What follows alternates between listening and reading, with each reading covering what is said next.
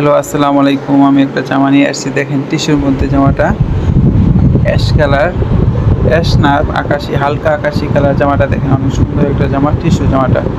দেখছেন দুইটা ভাঁজ ছিল একসাথে জয়েন্ট ছিল, সেটা আমি খুলে এখন বিছাই দিলাম। বিছাই দিয়ে কাটতেছি আমি, দেখেন গলাটা কেটে ফেললাম। এই যে মোড়া কাটলাম, কেটে এখন সাইড কাটতেছি। এই দেখেন জামাটা 44 ইঞ্চি লম্বা, 44 জামাটা এই দেখেন কেটে ফেললাম আমি। জামাটা কাটা হয়ে গেল গা।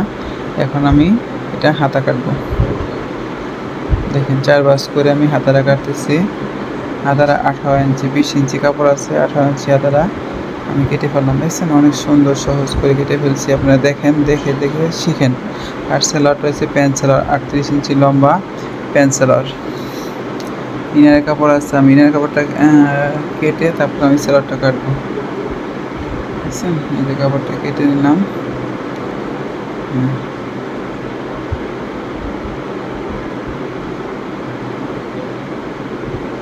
ওইটা আমি হাতার ভিতরে কাপড় দিতে বলছে। হাতা হয়েছে টিস্যুর মধ্যে, তো এই জন্য আমি হাতার ভিতরে কাপড়টা কেটে নিলাম।